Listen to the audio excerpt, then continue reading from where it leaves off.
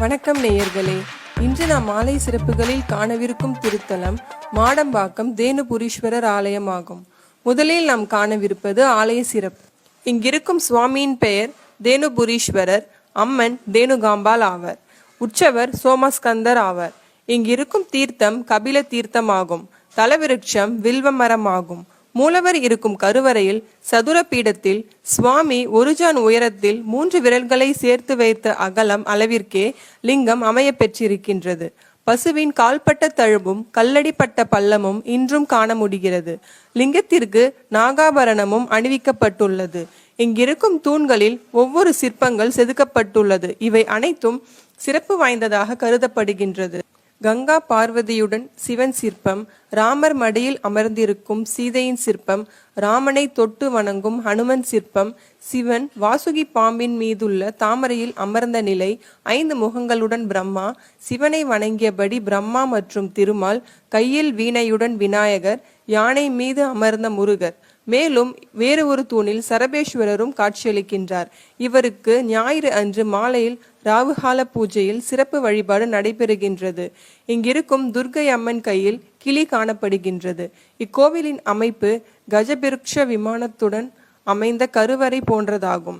அதாவது யானையின் பின்புறம் மாடம் போன்ற அமைப்பாகும். இங்குள்ள பைரவருக்கு திராட்சை மாலை அணிவித்து வெள்ளை பூசணையில் பக்தர்கள் விளக்கேற்றுகின்றனர்.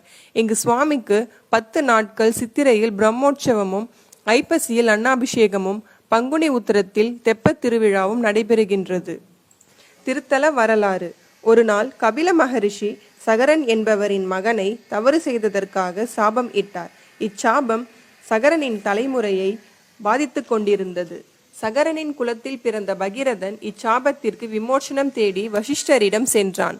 அவர் கங்கையை பூமிக்கு கொண்டு வந்து இந்நீர் கொண்டு சிவ பூஜை செய்தால் உன் சாபம் நீங்கும் என்று கூறினார். அவனும் அவ்வாறே செய்து சாப விமோசனம் தேடிக்கொண்டான். தன்னால் ஏற்பட்ட பாதிப்பை உணர்ந்த கபில மகரிஷி சிவலிங்கத்தை தன் இடக்கையின் மீது வைத்து வலக்கை கொண்டு பூஜை செய்தார்.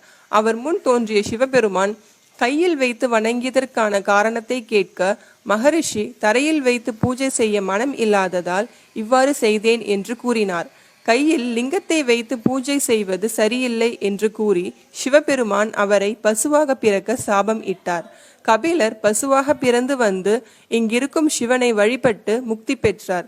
இவரே தேனுபுரீஸ்வரர் என்று பெயர் பெற்றார். பின் இங்கு வாழ்ந்த மன்னர்கள் சுவாமிக்கு கோவில் எழுப்பி பராமரித்து வந்தனர். ஊர் பெயர் காரணம். இத்திருத்தலத்திற்கு மாடையம்பதி என்பது முந்தைய பெயராகும். இதுவே பிற்காலத்தில் மருவி மாடம்பாக்கம் என்றானது. முந்தைய காலத்தில் இப்பகுதி பசுமாடுகள் நிறைந்த பகுதியாக இருந்ததாம். எனவே இப்பெயர் பெற்றது. தேனு என்றால் பசு. பசுவே வந்து சுவாமிக்கு இங்கு பூஜை செய்து வழிபட்டதால் இவருக்கு தேனுபுரீஸ்வரர் என்று பெயர் ஏற்பட்டது. நன்றி. இத்திருத்தலம் காஞ்சிபுரம் மாவட்டத்தில் தாம்பரத்தில் இருந்து சுமார் 10 கிலோமீட்டர் தொலைவில் மாடம்பாக்கம் பேரூராட்சியில் அமைந்துள்ளது. மேலும் பல திருத்தலங்களின் சிறப்புகளை அறிய ஆலய சிறப்புகள் சேனலை சப்ஸ்கிரைப் செய்யுங்கள். உங்களுக்கு இந்த காணொளி பிடித்திருந்தால் லைக் மற்றும் ஷேர் செய்யுங்கள். நன்றி.